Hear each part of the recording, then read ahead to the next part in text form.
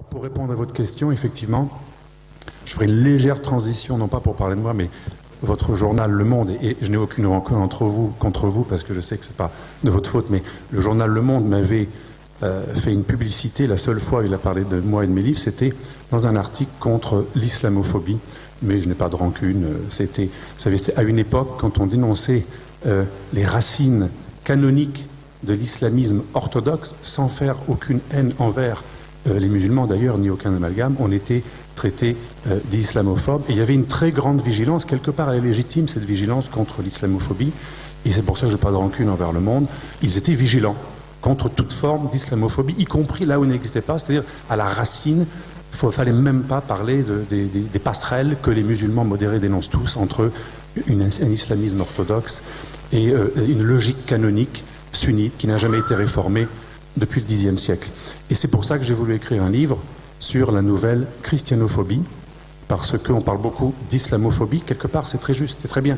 On a beaucoup parlé de judéophobie, notamment mon ami Pierre-André Taguieff, le philosophe, qui a écrit un livre remarquable sur la nouvelle judéophobie, et j'ai voulu donc, après Taguieff, CNRS, et après Vincent Gesser, qui avait écrit un livre sur la nouvelle islamophobie, CNRS lui aussi, deux livres très intéressants, j'ai voulu écrire ce qui se passait au niveau de la nouvelle christianophobie. Et ça rejoint tout à fait votre introduction, Monsieur Solé. Vous avez tout à fait raison de dire que les chrétiens d'Orient sont chez eux. Ils sont non seulement chez eux, et il ne s'agit pas de faire des comptes, mais ils sont presque plus chez eux que ceux qui disent qu'ils ne sont pas chez eux. Ils étaient là avant, c'est normal, la dernière religion. Et pourtant, le mobile, et c'est ça qui m'a frappé dans mon étude, y compris en dehors de l'islam d'ailleurs, très souvent, les chrétiens autochtones, même lorsqu'ils sont des autochtones, là depuis des milliers d'années, sont accusés. C'est ce que j'appelle la nouvelle christianophobie. C'est uniquement en cela qu'elle est nouvelle. Il y en a une autre de christianophobie. La nouvelle christianophobie, c'est l'association entre le christianisme et l'Occident. Et le syllogisme est terrible. Le mal suprême, c'est l'Occident. Et c'est vrai que l'Occident a fait des erreurs, mais il y a un peu un délire dans le politiquement correct qui consiste à dire que l'Occident est coupable de tout. Donc le début du syllogisme, le mal suprême, c'est l'occidental, les occidentaux, l'Occident et tout ce que ça représente. Deuxième partie du syllogisme, or, le christianisme est la religion des occidentaux, ce qui peut se discuter, parce que vous, chrétiens d'Orient, vous savez que ce n'était pas occidental, les occidentaux étaient encore païens, que le christianisme existait déjà, mais c'est une conception. Or, il se trouve qu'un chrétien a la même religion que l'occidental, donc troisième partie du syllogisme. Il n'y a pas de chrétien innocent, puisque le mal c'est l'Occident, puisque le christianisme et les chrétiens sont associés au mal occidental. Un chrétien, même non occidental, est en quelque sorte occidental spirituellement. Et c'est le grand drame que vous vivez, vous, Monsieur Maher, vous, chrétiens d'Orient, vous, coptes, assyro-chaldéens, c'est que même quand vous êtes les bâtisseurs de l'État, même quand les Égyptiens chrétiens, grâce à leur alphabet qui comporte quelques lettres hiéroglyphiques, quand on sait qu'ils sont les autochtones par excellence, c'est extrêmement injuste ce mobile qui consiste à accuser les chrétiens d'être des étrangers dans leur propre pays, là où ils étaient là avant tout le monde, là où ils détiennent parfois, comme en Égypte ou en Turquie ou en Irak, je parle des Coptes ou des Assyro-Chaldéens, ils détiennent souvent la mémoire nationale et ils sont accusés d'être de même nature que les croisés, Salibiyoun, de même nature que les Juifs, parce que dans l'idéologie islamiste radicale qui les persécute, un chrétien, et là les islamistes parfois s'appuient sur des sourates, et je ne dis pas du tout que c'est la faute du Coran, hein, mon ami Chalgoumi, d'ailleurs j'aurais dit devant lui, mais il y a des sourates du Coran, comme dans tout texte, qui sont moins tolérantes que d'autres, et les islamistes s'appuient sur une sourate, notamment 303, ne prenez pas pour amis les juifs et les chrétiens, ils sont amis, ne les prenez pas pour patrons. Et donc il y a quelque chose de fou aujourd'hui dans les pays d'Orient. Le christianisme, c'est le pire. Un chrétien, même autochtone, est associé au pire. Et en plus, il est l'ami du pire, c'est-à-dire les juifs. Le cœur du mal, c'est le juif, le sionisme, qui sont hélas associés dans les pays orientaux. Chez nous, même les antisionistes les plus radicaux, parfois verbalement, font la différence. Je suis très antisioniste, anti-israélien, mais pas anti-juif. En Orient, très souvent, hélas, il y a une association totale entre la judaïté, la pratique du judaïsme, l'appartenance au peuple juif et le sionisme et ce qu'il y a de pire, dans l'État israélien. Comme tout État, il a des torts et des choses plus ou moins bonnes et plus ou moins critiquables. Et donc on associe le pire d'Israël à tout simplement le fait d'être juif. Et on associe donc les chrétiens aux juifs à cause d'une sourate, et parce que, puisque l'Occident est judéo-chrétien, un chrétien est forcément le complice d'un juif. Alors, pour vous donner un exemple fou, en Tunisie, la révolution arabe a été inaugurée par l'assassinat d'un prêtre polonais. Un prêtre polonais, quand on sait que la Pologne, c'est pas spécialement un pays qui a un passé ultra judéophile ces derniers siècles, ce prêtre a été tué parce que l'évêché recevait des menaces chaque jour, juifs, payez ou vous serez tués. Il y a une telle association entre le mal occidental, le mal juif, le mal chrétien, juif et croisé, comme dit Ben Laden, el-Yahoud ou al-Salibiyoun, les juifs et les croisés, qu'il arrive on observe très souvent aujourd'hui dans les pays orientaux de la christianophobie dont le mobile est un chrétien, c'est comme un juif, il faut le tuer. Ou c'est comme un occidental et les deux sont les mêmes. En gros, le nouveau juif des nations, dans cette idéologie totalitaire, c'est l'Occident judéo-chrétien maçonnique. Pourquoi je dis maçonnique? Parce que l'obsession des islamistes, c'est la théorie du complot. Il y aurait des juifs qui auraient créé les idéologies maçonniques et laïques pour détruire les religions. Les chrétiens naïfs les auraient suivis. Ils auraient créé Atatürk en Turquie, les partis laïques détenus souvent par des chrétiens ou des minorités, comme le parti Baas en Irak ou en Syrie. Et tout cela serait à l'origine d'un complot judéo-christiano-maçonnique contre l'islam. Et donc, le but serait de rétablir la charia pour venger l'affront qui aurait été l'abolition du califat, la désislamisation, qui aurait été le fait soit de juifs. Vous savez que dans la littérature islamiste, Atatürk est considéré comme un juif et un maçon, soit de chrétiens, Michel Aflaq, chrétien syrien qui crée le parti Baas, soit d'alaouites, soit les minorités en général. Donc l'avenir des chrétiens d'Orient à la lumière de cette grille de lecture de la charia, de la volonté de rétablir un califat symbolique ou la charia, ne peut pas être agréable. Ce n'est pas, alors sauf s'il y a un miracle ou une super réforme, ce n'est pas quelque chose qui est très rassurant pour les chrétiens que de voir des révolutions arabes financées par le Qatar et l'Arabie saoudite, hélas, ou heureusement, suivant où on se place, appuyées par l'Occident, qui ont pour but, globalement, de déstabiliser des pays chiites ou des pays laïques.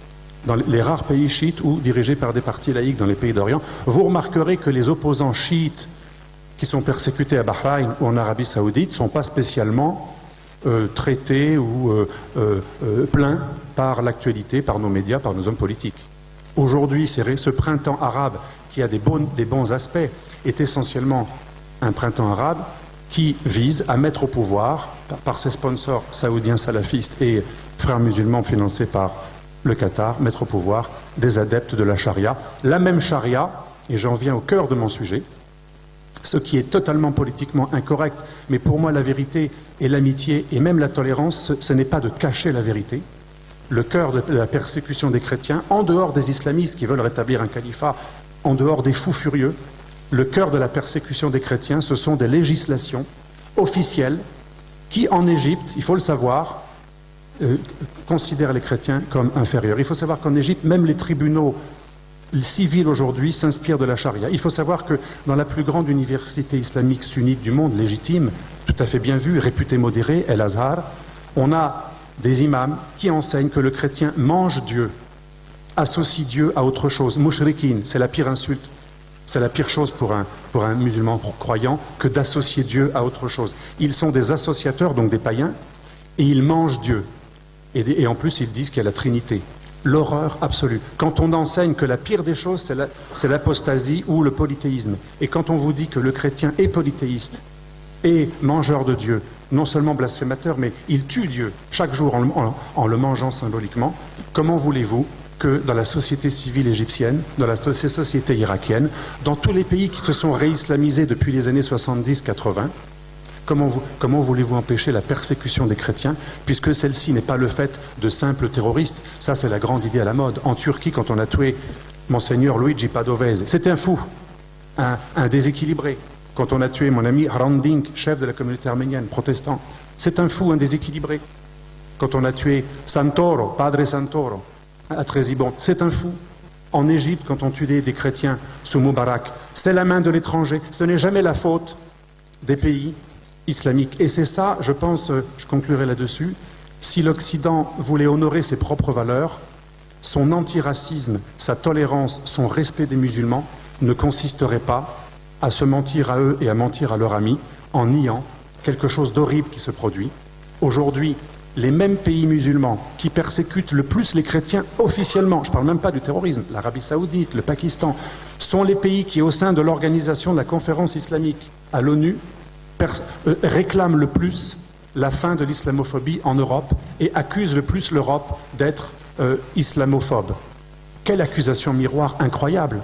Quelle folie de la part de nos dirigeants que d'aller se justifier constamment de ne pas être islamophobe alors que l'Europe enseigne même, l'Europe permet même à des islamistes prédicateurs comme Kardawi, il a fallu attendre le drame de Toulouse pour qu'on interdise Kardawi. Moi ça fait 10 ans, j'étais allé voir le président Sarkozy, alors ministre de l'Intérieur, pour lui dire interdisez Kardawi, c'est un fou furieux, il enseigne des fatwas pour aller se faire sauter en Irak et il enseigne que les chrétiens sont polythéistes. Il a fallu attendre le drame de Toulouse pour interdire des prédicateurs qui enseignent la haine chez nous. Et vous savez avec quel prétexte? C'est l'islam orthodoxe. Il y a des sourates, c'est vrai comme dans tout texte, il y a le pire et le meilleur, on s'appuie sur des sourates, on s'appuie sur la charia, Muslim, Bukhari, il y a des chapitres entiers sur le djihad, sur la lutte contre les mécréants. Bien sûr, les musulmans modérés, qui sont mes amis, que je soutiens depuis toujours, répondent, il faut décontextualiser les phrases de haine et garder les phrases, les sourates les plus tolérantes, il y en a envers les chrétiens, envers les juifs. Donc cette réelle amitié, si l'Occident est sincère avec ses valeurs et s'il veut respecter ses minorités, ne pas faire l'amalgame, comme on nous le dit tous les jours depuis l'attentat de Toulouse, eh bien, je pense qu'être ami, c'est aussi dire la vérité. Disons au Pakistan, vous ne pouvez pas réclamer la lutte contre l'islamophobie en Europe, alors qu'il n'y a pas vraiment d'islamophobie institutionnelle en Europe, alors que vous mettez en prison et vous condamnez à mort une femme comme Asia Bibi juste parce qu'elle a bu dans le puits d'un musulman et elle aurait insulté l'islam en se défendant lorsque ses voisines l'ont insultée et l'ont traitée de mécréante. Vous ne pouvez pas, et même la Tunisie ou l'Algérie ou le Maroc, des pays qui interdisent le prosélytisme. Il faut savoir que dans aucun pays musulman, vous avez le droit de choisir votre religion. Même en Tunisie, pays où est né mon père, même en Tunisie, vous n'avez pas le droit de choisir votre religion. Si vous êtes né musulman, vous ne pouvez jamais devenir chrétien. C'est interdit, c'est puni par la loi. Et les législations au Maghreb ont tendance à empirer chaque année. Et je vous parle des pays les plus modérés, nos pays amis du Maghreb, mes amis, pays que j'aime. Imaginez ce qui se passe en Irak ou en Égypte, quand on sait que l'Égypte aujourd'hui est déjà un pays islamique. L'armée était aussi islamiste que ceux qu'elle combattait. Donc le devoir de vérité serait de dire on veut bien vous aider, faire des associations euro-méditerranéennes, des projets de coopération. On va continuer à faire cela, mais vous ne pouvez pas critiquer systématiquement l'Europe à l'ONU, au sein du Conseil de l'Europe, dès que le pape prononce un discours à Ratisbonne, systématiquement insulter le racisme anti-islamique européen, au moment où les pays musulmans les plus modérés persécutent déjà juridiquement quelqu'un qui choisit la religion chrétienne. Aujourd'hui en Algérie, il y a plein de procès d'Algériens rares qui ont osé se convertir au christianisme. Vous ne pouvez pas vous faire des accusations miroirs systématiquement. Ce n'est pas de l'égalité, ce n'est pas de l'amitié, ce n'est pas de la réciprocité. C'est le contraire. C'est un langage de sourds et à sens unique. C'est de l'antiracisme et de la tolérance à sens unique. Et je pense vraiment qu'on pourrait dire cela de manière extrêmement tolérante, sans forcément que l'interlocuteur se vexe. Et je conclurai vraiment là-dessus. L'ancien ministre Charles Pasqua, ministre du culte, à un moment, lorsqu'il était ministre du culte, avait interdit l'ouvrage de Kardawi, d'ailleurs, c'est lié, et il avait réussi à obtenir la cessation du financement de tout lieu de culte salafiste en France. Il avait fait couper les sources du financement des lieux de culte les plus racistes et les plus antisémites qui enseignent une vision extrêmement violente, antichrétienne et anti-juive. Comment avait-il fait ? Eh bien, je vous assure que c'est quelque chose de vérifiable. Il était allé voir son interlocuteur saoudien et il lui avait dit, de berger corse à bédouin saoudien, mon frère, je te le demande, je te respecte, alors respecte-moi. Interdis ce que toi tu ne permettrais pas que je fasse chez moi. Tu n'aimerais pas que je vienne faire du prosélytisme chez toi. N'en fais pas chez moi. Pendant les 2 ans où Charles Pasqua a réussi à avoir un échange tout à fait respectueux avec son interlocuteur, j'avais fait une enquête là-dessus pour le FIGMAG et donc j'avais été le trouver. Il m'avait dit, j'ai été étonné du fait qu'on n'a pas eu de menaces, de représailles, de problèmes économiques, d'échanges. On n'a eu aucune conséquence négative. Il m'a dit, j'ai même plutôt senti un respect qui était supérieur à celui que mon interlocuteur avait envers mon prédécesseur. Voilà ma conclusion. Dire la vérité et dans la charité, dans la tolérance, dans la fraternité, demander à l'autre qu'il nous respecte comme nous le respectons parce qu'il nous critique souvent et il est extrêmement vigilant envers nous. La vérité et l'amitié consistent à exiger de l'autre, ou en tout cas à lui demander, ne serait-ce que poliment, ce qu'il nous exige de nous. On ne lui demande même pas poliment. On fait comme si les choses n'existaient pas. Juppé, quand il a parlé du drame de l'assassinat du ministre chrétien des minorités pakistanais à qui j'ai dédié mon livre, il n'a pas mentionné la nature chrétienne de la victime, ni la nature islamique des terroristes et de ceux qui l'ont soutenu, et des millions de personnes l'ont défendu. Et des milliers ont manifesté dans la rue pour défendre le tueur qui a tué le gouverneur du Pendjab ou le ministre chrétien des minorités, qui eux-mêmes défendaient une pauvre femme que plein d'enragés dans la rue veulent tuer. Et c'est d'ailleurs pour ça qu'elle ne sort pas de prison. Si elle sort de prison, elle est immédiatement tuée. Je pense que des pays comme ça mériteraient, non pas des menaces, mais que l'on conditionne un certain nombre d'aides, d'échanges, à un minimum de respect des minorités. Je pense que le problème, c'est le respect des minorités. Merci.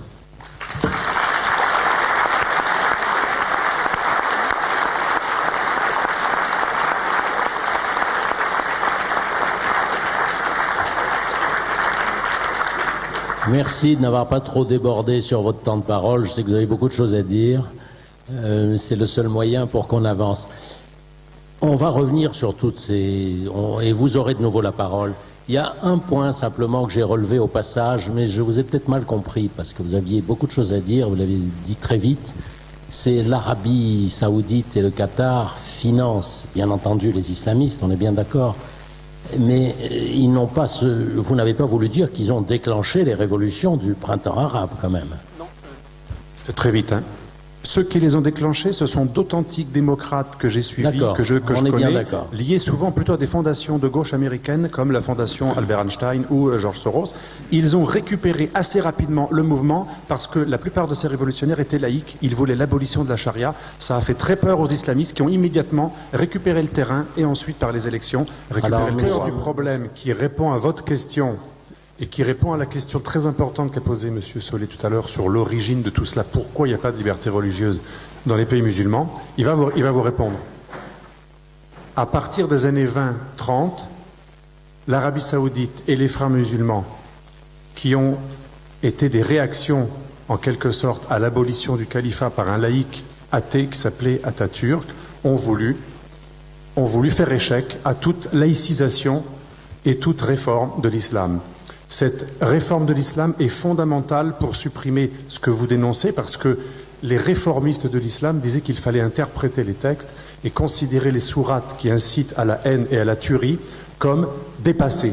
Or, malheureusement, tout l'islam sunnite a été bloqué au Xe siècle. Les grandes écoles juridiques sunnites, les 4 écoles juridiques du sunnite, ont posé l'idée selon laquelle quand il y a 2 sourates qui se contredisent, c'est la dernière qui l'emporte. Malheureusement, la dernière, la plus récente, c'est en général la sourate de Médine, lorsque Mahomet était un chef de guerre, et justement là où lui-même personnellement a égorgé des juifs. Donc tout ce qui pourrait sauver l'islam, et les chrétiens, et les minorités, et les athées, et les laïcs dans les pays musulmans, ce serait une réforme de l'islam qui réhabilite ce qu'on appelle l'ijtihad, l'effort d'interprétation. Un grand savant de l'Azhar en Égypte a voulu le faire, Abdel Razek, en 1925, pas en 2012.